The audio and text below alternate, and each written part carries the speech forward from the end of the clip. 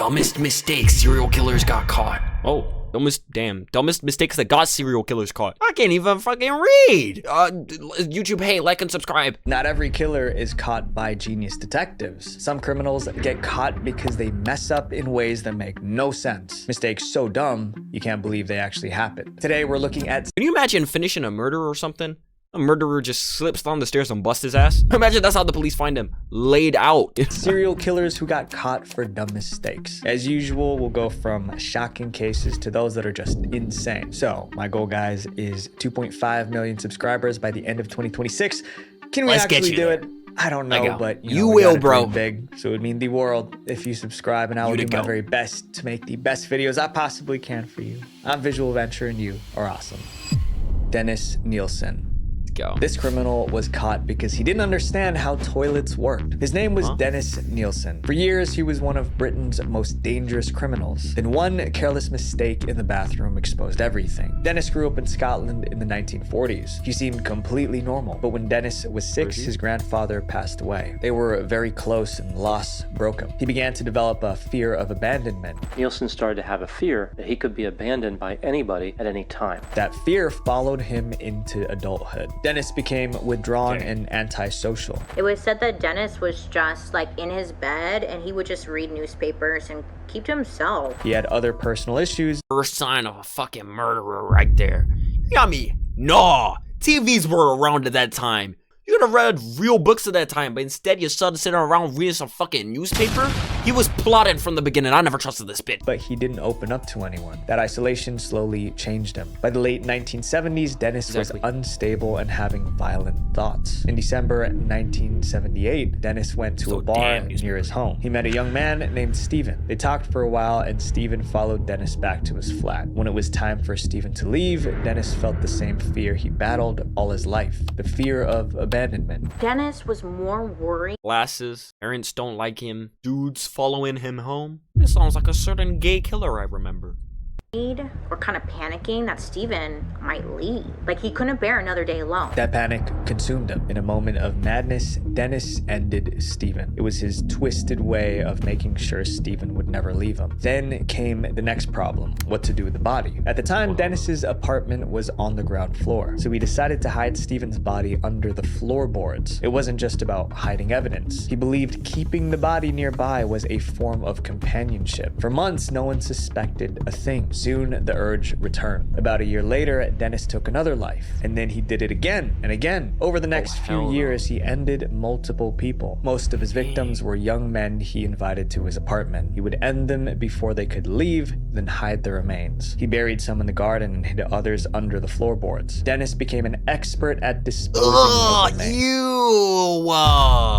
Look at that fucking photo! Oh, nasty bitch. Dang! Then his landlord ruined everything for him. In 1981, Dennis's landlord told him to move out, so he moved to a smaller flat a few miles away. But the new place made hiding bodies much harder. It was on the top floor. That meant he couldn't bury his victims, so Dennis improvised. When he ended his victims, he put them into cupboards and drawers. It didn't take long for those places to fill up. Running out of options, Dennis made a reckless choice. Dennis decided to flush them down the toilet. That was a terrible idea. The drains clogged almost immediately. Soon, the entire apartment building was filled with a foul stench. Frustrated neighbors hired a plumber to find out what was blocking the pipes. When the plumber saw what was inside the drain, he had to call the police. And these police took these chunks of meat to a pathologist who confirmed that they were in fact pieces of human flesh. Plumbers and police traced the source to Dennis's flat. I said to him, "I'm here because your drains were blocked with human remains." And he said, "Oh my God, how awful." He was arrested in February 1983. By that What? What do you mean human backside was found in my toilet? I'm sorry, officer. I must have been shedding. I must have been shedding, officer. At that time, he already ended at least 16 people. At the trial, Dennis pleaded not guilty, claiming he had a mental defect. The jury didn't believe him. He was sentenced to life in prison. Dennis remained behind bars until May 2018 when he passed away. Dennis thought flushing remains down the toilet would make them disappear, but drains don't work that way. What you flush stays in the system. It builds up, and eventually someone finds it. The internet works the same way. When your personal information is online, it doesn't just vanish. Your address, your phone number gets... I know, Visual Venture. This is gonna be a tough ass transition to the next one, isn't it? Hit me. Spread across the internet. A few years ago, someone found my personal information online and used it to threaten me and my family. That was the moment I realized how exposed we really are. It's because these data broker websites make money by selling your information. And what's crazy to me is that it is completely legal. But they're also legally required to remove your data if you request it. So I tried deleting my data online by myself, but there were just hundreds of these websites that had them, so I gave up. That's exactly how today's sponsor... Fuck damn it! Hey guys, we're back. I just had to take a short break. I got a little bit agitated. It's whatever though. Let's go. Next is a criminal who got caught because he couldn't help but brag about his crimes. Dennis Rader. Most serial killers try to stay hidden. Dennis Rader did the opposite. He spent years sending messages to the police bragging about his crimes. In each message, he dared them to catch him. Rader saw himself as a criminal mastermind, but one dumb mistake proved he was anything but that. In the 1960s, Dennis Rader worked as a home security technician. He would go to different homes installing alarms and security systems. He seemed like a devoted father and husband. People were saying that he looked like a pillar of the community. But behind that image, Rader was hiding violent fantasies. He just hadn't acted on them yet. That changed when Rader realized something disturbing. His job as a home security technician gave him direct access to people's homes and to potential victims. As Rader moved from house to house, he picked out people he wanted to attack. He chose those who looked vulnerable and lived alone. Soon he had a list of targets. The first was... He was getting his pre-orders in when he was fucking going in people's houses. Dang, anyone could be a murderer out here. Damn, I gotta... Oh, no. Nobody coming inside my house from now on. A woman... Except for the baddies. Hey, any bad stalkers out there, hit my line. I'll leave my door wide open for you. I shouldn't finish this joke. For the sake... You know what? Fuck it. I'm gonna finish the joke.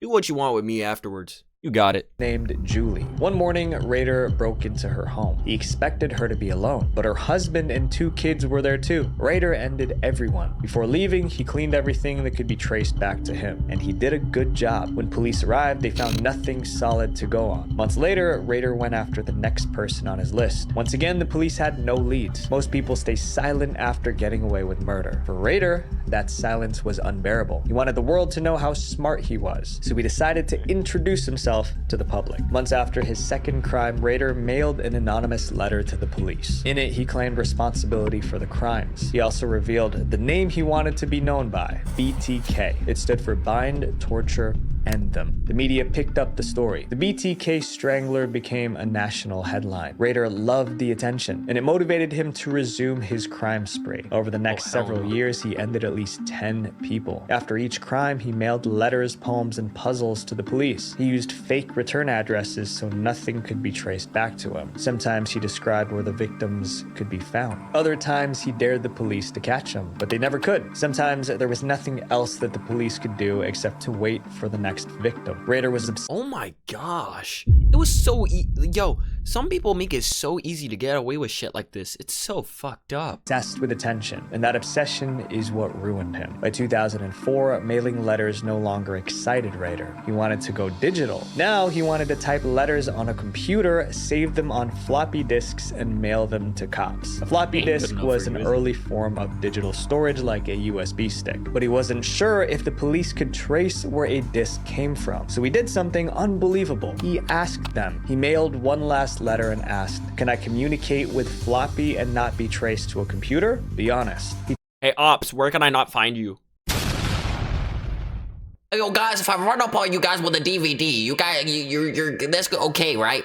You're not gonna find me if I use this. Could you tell me how I get around you? Just be honest. Be honest. He deserved to get his ass caught. Fucking dumbass. Told them to reply through a newspaper ad, and they did.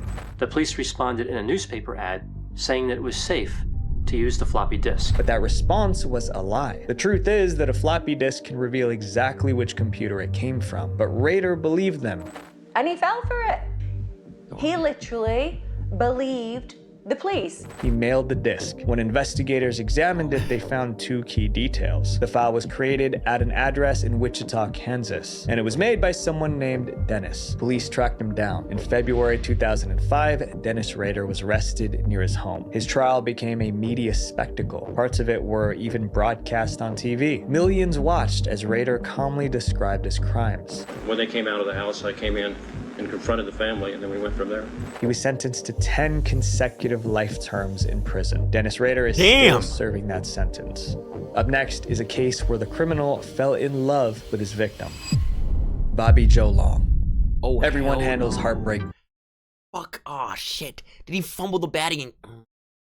Damn fucking dumbass. differently, but when Bobby Joe Long's relationship ended, he snapped and innocent people ended up paying the price. Bobby's problems started long before he got his heart broken. As a child, he hit his head again and again. Long had a lot of head trauma. He fell off a swing. He got a concussion. He fell off a pony and had a concussion. Those injuries damaged part of his brain tied to judgment and behavior control. Because of that, Bobby struggled to tell right from wrong. Years later, a bad breakup pushed him over the edge. According to Bobby, the relationship ended in his 20s. After that, he blamed women for everything wrong in his What? life. Eventually, that hatred led to horrifying actions. In 1980, Bobby started targeting women across Florida. His strategy was simple. He searched newspaper ads for used items, particularly bedroom furniture. He contacted women who were selling furniture and arranged to pick it up at their homes. But when he arrived, he attacked them. This pattern continued for about 3 years. Then something forced him to change his approach. In 1983, one victim reported Bobby to the police. However, Bobby What? lied, claiming the encounter was consensual, and he What? The rest of them just allow that shit to slide? Yo, he had to have gotten his ass whooped. He must have run in that hole, getting ready to swing his shit. He must have slipped or something. They must have all bust his ass. Because for you to do that and for them to not report you, they must have done more damage to you, bro.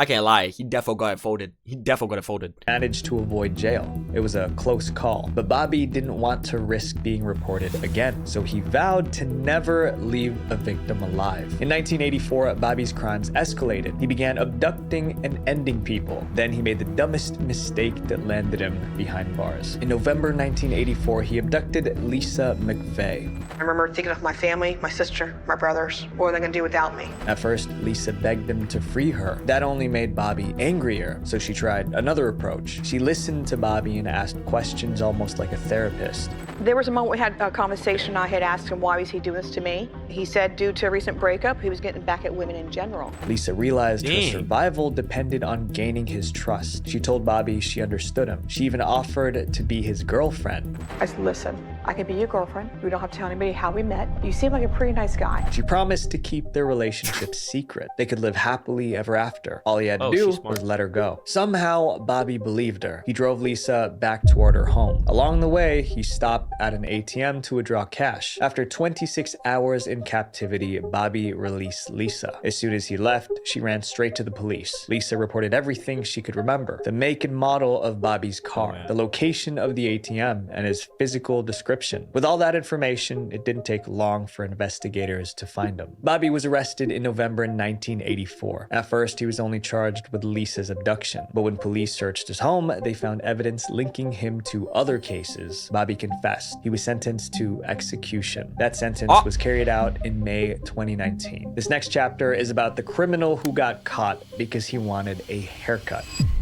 Earl Nelson.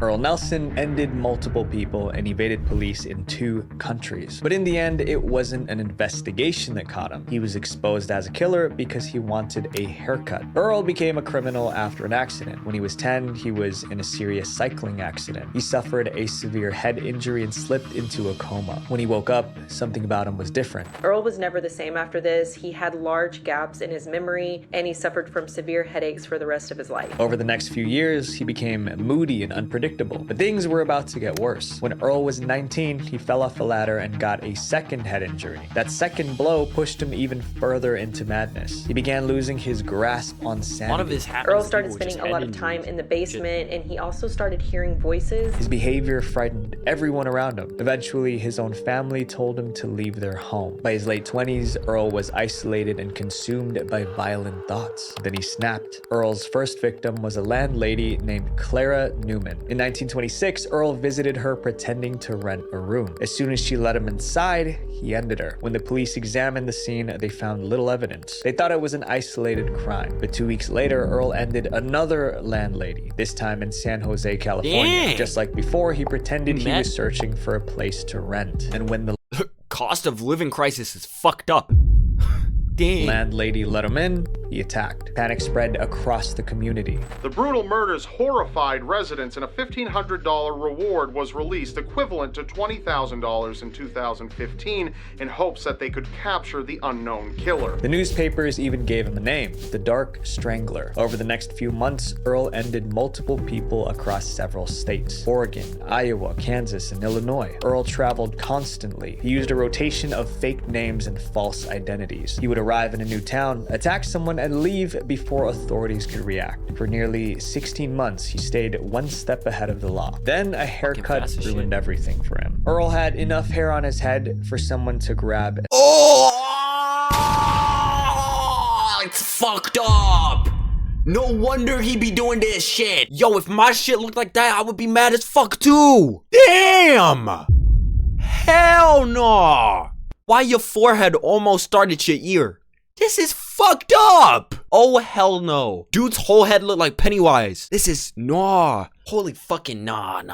Unfortunately for him, someone did. In June 1927, Earl tried to end someone in Canada, but his victim didn't go down without a fight. She scratched and clawed. She even tore out chunks of his hair, leaving wounds on his scalp. He managed to end her and escape, but his hair was a mess. The next day, Earl walked into a barber shop for a trim. The barber immediately noticed the scabs and bald patches. His barber said that he had scabs and cuts all over his scalp, and he got really weird when the barber asked him about it. The barber became suspicious and called the police. By that time, Earl already left the barber shop, but the barber provided a full description. Soon after, Canadian authorities issued a nationwide alert. 5 days later, an officer spotted Earl at a train station. He was arrested. By then, Earl ended at least 22 people. At his trial, his lawyers argued he was insane, but that defense didn't save him. Earl Nelson was given the death penalty. The execution was carried out in January 1928. Up next is a criminal who practically arrested himself: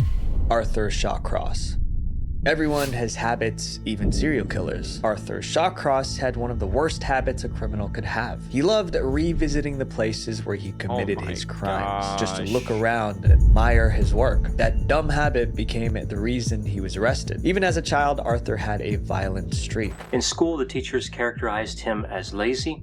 He was aggressive and would bully other children. At 21, he joined the U.S. Army. He was sent to fight in Vietnam. Life at the war front gave him freedom to act on his violent impulses. He claimed to have been a one-man patrol in Vietnam and that he killed 39 combatants. When Arthur returned home, he reportedly experienced severe PTSD. He struggled to hold a job and developed an antisocial personality. Those issues influenced what he did next. In 1972, Arthur ended the lives of his first 2 victims, but he was sloppy. Witnesses saw him with one of the victims before the crime. He was arrested and sentenced to 25 years in prison. But halfway through that sentence, Arthur applied for early release, and it was approved. Prison officials claimed he was no longer dangerous. It couldn't have been more wrong. Prison didn't do much for Arthur's already troubled mind, and once he was released, he was much worse than before. As soon as he was free, Arthur began hunting again. Over the next 2 years, he ended multiple women. Police knew they were dealing with a serial killer, but finding him wasn't easy. Arthur left no fingerprints and followed no clear pattern. However, he had one weakness. After every crime, Arthur returned to the scene to relive the attack.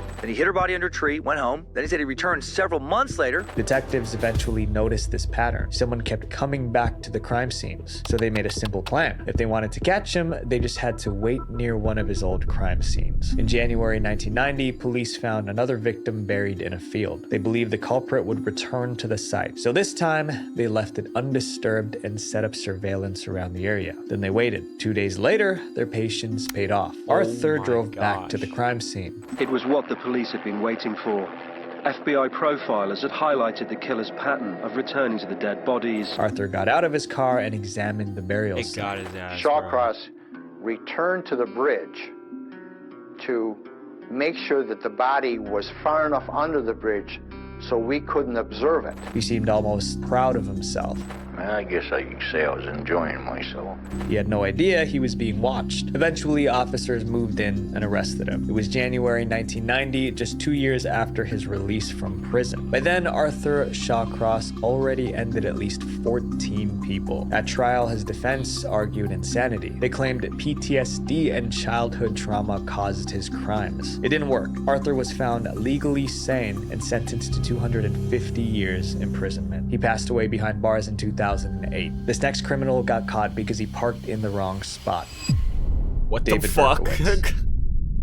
For most of his early life, David Berkowitz felt unwanted. He was adopted as an infant, and he grew up wondering why his real parents gave him away. When he finally discovered the reason, he went crazy. When David turned 21, he tracked down his birth mother. She told him he was the result of an affair she had with a married man. In fact, both his biological parents were married to other people when he was born, and that's why they gave him away. That information triggered a psychological breakdown in David. He began to— Bro, but the thing is, that doesn't matter though, because that doesn't define you. I don't know. Again, I'm not in that situation. I can't really speak about it. Whatever. Unravel. Around this time, he developed an interest in the occult. He became obsessed with devil worship and dark rituals. Soon after, he claimed he was hearing voices of demons in his head. There were demon-esque things that were possessing him.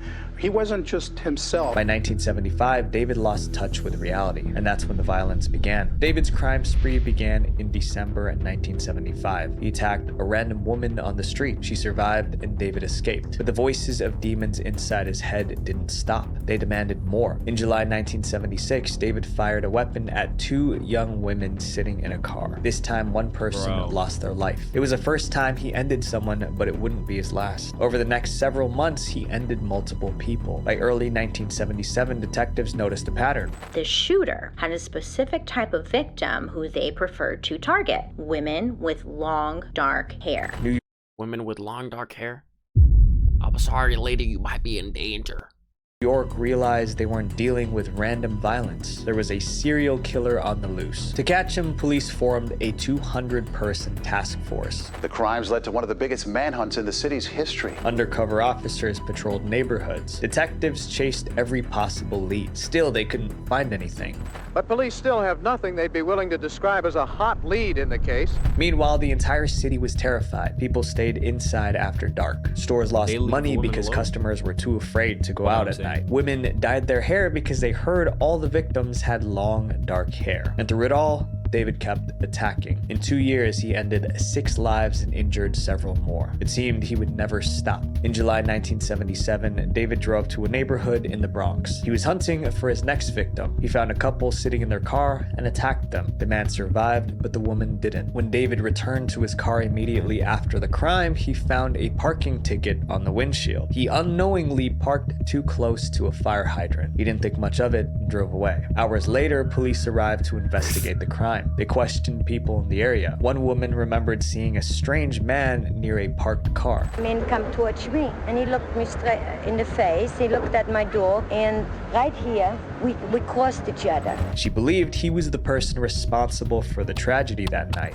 I didn't know he was a killer. I didn't know, he looked nice. She also noticed he saw the dog and he said, yeah, not tonight. That's the parking ticket on David's car. That made it easy for detectives to find him. They pulled every ticket issued in that area that night. Within hours, they found the car she described. It was registered David Berkowitz with an address in Yonkers. Police brought David in for questioning. He confessed immediately. David Berkowitz, 24 years old, a postal worker, walked out of his Yonkers apartment last night, turned the ignition key in his car, and found himself surrounded by police. In court, David pleaded guilty. guilty. He received 6 consecutive life sentences. When the story hit the news, one detail stood out. This dangerous killer was caught because he parked in the wrong spot and got a parking ticket. Up next is a criminal who practically wrote down his crimes. Henry Landru. Henry Landru wasn't caught because of witnesses or a confession. He was caught because he loved to write. He wasn't writing stories or novels. He kept a diary to organize his life, and without realizing it, he wrote down the very details police needed to arrest him. In the late 1890s, Henry lived in Paris with his wife and 4 kids. But Henry couldn't keep a steady job, so he chose a different path: crime. Henry didn't want to be violent, so he became a scammer. He pretended to be an engineer and inventor. He promised to design machines for paying clients. When orders came in, he disappeared with the cash. Police eventually caught him, and he was imprisoned for fraud. When Henry was released in 1909, he tried a new scam. This time he targeted rich elderly widows. He placed personal ads in newspapers looking Leave for the woman love. alone? It was like Tinder in 1909. When women responded, Henry chose those with money. He would date them, gain their trust, and run off with their savings. He continues to place personal ads looking for women to meet, and more women fall into his trap. The scam earned him a lot of money, but he didn't get the opportunity to enjoy his success. One heartbroken widow reported him for stealing her money. Henry was arrested again and sent back to prison. When he was released again in 1914, he had a new mindset. He figured if his victims were not alive, they couldn't report him. So Henry returned to his dating scam, except this time he planned to end every victim. Henry kept placing newspaper ads and meeting widows, but now the dates had a deadly ending. He invited women to his home outside the city. The only way to reach the house was by train. Henry bought round-trip tickets for himself and one-way tickets for the women. One-way tickets because he never planned for them to return. When they reached his house, Henry ended them. His only motive is money. Once he gets that, he disposes of the women as quickly as possible. To destroy evidence, he burned the remains in his oven. He repeated the all this because he can't reach employment? All this because you broke? Fuck no. process for years. He dated them, stole their money, and ended them at his house. Over the years, neighbors often see him walking into the house with women, but never see the women leave. As the victims increased, Henry became wealthy. Soon he had a new problem: accounting. He couldn't keep track of all his money, so Henry began writing everything down. He recorded names, gifts, and train tickets in a small notebook. It helped him stay organized, but that notebook became the biggest mistake of his life. By 1917, Henry's notebook was packed with names. That same year, he met his next target, a woman named Celestine. As always, Henry charmed her and took her money. Then he ended her at his home outside the city. When Celestine disappeared, her sister grew worried. She remembered Celestine dating a strange man before she vanished. She also remembered what Henry looked like. Years later, Celestine's sister spotted Henry on the street. She alerted a nearby officer, and Henry was arrested. When the police searched him, they found his notebook. It contained the names of many women, but they didn't understand what the names meant. Officers then searched his home. They found tiny bone fragments inside the oven. Remember, Henry burned the remains of his victims in that oven. Unfortunately, experts couldn't prove the bone fragments were human. It was 1919, and forensic science wasn't very advanced. The case went to trial. At first, it seemed Henry might walk free. Landru and his defending counsel's main argument is that no bodies have been found, and that the bone fragments found in Landru's oven could have come from animals. So investigators focused on Henry's notebook. They noticed a pattern. I can't even lie. He was able to get out of there, bro. Yo, that lady's sister, she's cooked. She's cooked. Henry always bought one-way tickets for the women and return tickets for himself. When they checked, those same women were reported missing. The notebook became the main piece of evidence. Henry was found guilty and sentenced to execution. After his execution, Henry's story spread worldwide. It inspired movies, books, and radio shows. More than a century later, people still consider him one of France's most notorious criminals. These killers spent years hiding in plain sight, but eventually their masks slipped. It's proof that you can't fake being a good person forever. My friends, character isn't what you show people. It's who you are when no one is watching. Visual Adventure. Thank you so much, bro. Wait, before you guys... my goat, bro. W Visual Adventure. Why am I not subscribing to this channel? This is the reaction.